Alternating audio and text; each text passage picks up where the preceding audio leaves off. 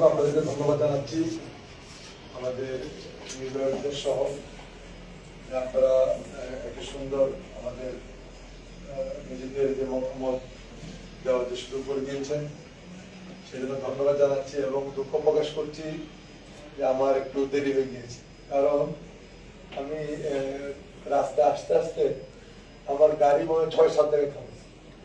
গরিব মানুষ সবাই আমার টাকা দিতে হয়েছে, দিদি জানিয়ে পর্যন্ত আসছি, যার কোনো সময় আমার বেশি লেগে গেছে। 2 জনকে দিতে হবে, 10 জন আসে, কেন দেরি হয়েছে বেরিয়েছিলাম ঠিকই। তারপর আমরা যে আলোচনা করছি সবাই আলোচনা ভালো লেগেছে। আমার বক্তব্য হচ্ছে আপনি কাজ করতে চাই, এলাকার উন্নয়ন করতে চাই। এই এলাকায় দীর্ঘদিন আমাদের নেত্রী উনি এই এলাকার মেয়ে, উনি দায়িত্ব ছিল অনেকদিন, উনি প্রধানমন্ত্রী ছিলেন, কিন্তু আমি মনে করি উনি প্রধানমন্ত্রী থাকলেও এখানে যা যা প্রয়োজন সবকিছু ওনার কাছ থেকে আদায় করে আনতে পারে নাই, নাহলে এলাকার উন্নয়ন আরো অনেক বেশি। এই 16 বছর এই বিষয়ে কিছু বলতে চাই, আপনারা জানেন কি হয়েছে না হয়েছে। এরা উন্নয়নতে বেশি বিরোধী দলের প্রতি দমন নিপীড়ন এটাই বেশি ছিল। আমি নিজেও আমি কিন্তু বাংলাদেশের মধ্যে হাতে গোনা 4-5 জন লোক ধরে নির্যাতিত, আমি একজন, তাই 300 মামলা ছিল আমার বিরুদ্ধে। সারাদিন আমার কোর্টে থাকতে হয়েছে, আর 10 বার জেল খাটছি এই 16 বছরে। লাস্টে 1 বছর টানা 24-এর নির্বাচন হলো, তার 6 মাস আগে ধরছে, 6 মাস পরে ছাড়ছে, একদম সব কমপ্লিট করার পরে আমাকে ছাড়ছে। আবার এই জুলাই আন্দোলনে 20 তারিখে আমাকে অ্যারেস্ট করছে, আমি 6 তারিখে বের। আমরা বিভিন্নভাবে, আমি 18 সালের পর থেকে এই এলাকায় কাজ করা শুরু করছি, কিন্তু সময়টা অনেক, কিন্তু আমি আসলে সময় দিতে পারি না বলতে আসতে দেওয়া হয় নাই, বাধা দিত ওরা, আমরা এলাকা আসলে বাধা দিত। এছাড়া মামলা, জেলখানা সবকিছু মিলাই কাজ করতে পারি নাই। আমি চাই যে ওরা যেটা করেছে আমরা এটা করতে চাই না, বিশেষ করে আমি চাই না। আমি চাই এলাকার মানুষ সবাইকে নিয়ে কাজ করতে চাই। ভোট হয়েছে, প্রতিযোগিতা হয়েছে, আমাদের মধ্যে প্রতিযোগিতা শেষ।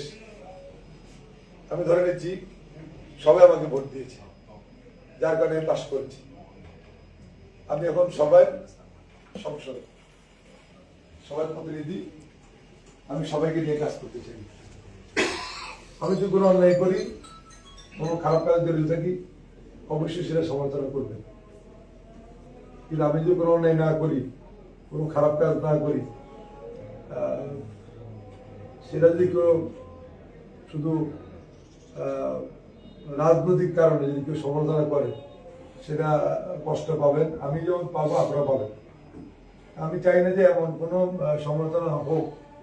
আমাদের মধ্যে সমালোচনা হবে সেটা গঠনমূলক, যে সমালোচনার মাধ্যমে আমার ভিতরে যদি কোনো ভুল থাকে সেটা আমি সংশোধন করতে পারি, এই সমালোচনা চাই আমরা। বা এলাকার উন্নয়নে আমরা কাজ করার জন্য যে কোনো সমালোচনার প্রয়োজন সেটা করবেন, এটা সবসময় আমি সবসময় এটাকে ভালো দৃষ্টিতে দেখি। কারণ আমি তো সব বিষয় অভিজ্ঞ না, এখানে আপনারা যারা আছেন এক একজন এক এক বিষয় অভিজ্ঞতা সম্পন্ন। আমাদের ওসি সাহেব আছেন, উনি ওনার আইন সম্পর্কে কিভাবে উনি সন্ত্রাস গুলাকে দমন করবে, কিভাবে উনি আইন শৃঙ্খলা ভালো করবেন, উনি ভালো বুঝেন। আমি কিন্তু ওনার জায়গায় পারবো না। এই জন্য আমরা সবাইকে সহযোগিতা করতে চাই। আর সবচেয়ে বড় কথা, আমি কাজ করতে চাই, সবাইকে নিয়ে কাজ করতে চাই। আর সবাই সহযোগিতা ছাড়া ভালো কিছু করা সম্ভব না। আর এখানে আমার যে উন্নয়ন যে প্রকল্পগুলো আছে, আমরা এখানে ইতিমধ্যে আমি আমাদের প্রধানমন্ত্রী ফেনী আসছিলেন আগে, যখন উনি নির্বাচন আগে, তখন আমি একটা মেডিকেল কলেজের কথা আমাকে বলেছিলাম, উনি বলছে একটা মেডিকেল কলেজ আমাকে দিবেন। সেটা আমরা সদরে আমরা করবো, একটা মেডিকেল কলেজ হবে এবং রাস্তাঘাট, ইতিমধ্যে খাল, বিশেষ করে খাল খনন আর আমাদের বাঁধ, এই দুইটা বেশি আমরা বেশি গুরুত্ব দিচ্ছি। আমি চেষ্টা করবো খুব দ্রুত পানি সম্পদ মন্ত্রীকে এখানে আনা। উনি আসবে, একবার উনি মন্ত্রী হওয়ার আগে একবার উনি আসছিলেন, ঘুরতে আসছিলেন দলের পক্ষ থেকে। তো ওনার সাথে আমার কথা হয়েছিল, উনি বলছে যাবে।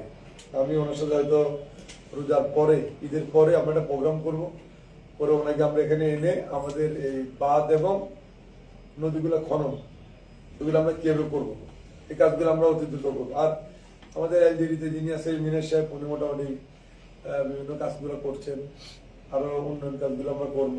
এবং যেখানে যেখানে স্পেশাল কিছু বরাদ্দ আনা দরকার, যেটা আমাদের এখানে রাজস্ব কম, সুতরাং আমরা এটা এগুলো দরাদরি করে এগুলো আমরা ব্যবস্থা করব।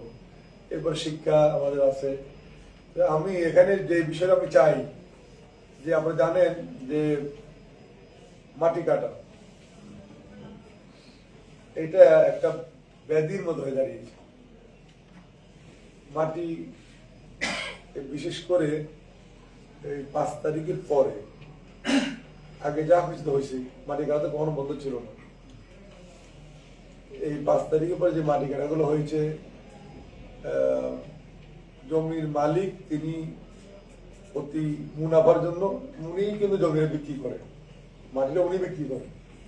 আর যারা কিনে নেন দোষ করে বিএনপি লোক বিক্রি করছে।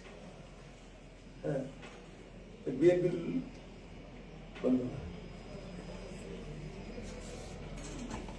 হ্যাঁ, বন্ধ করো।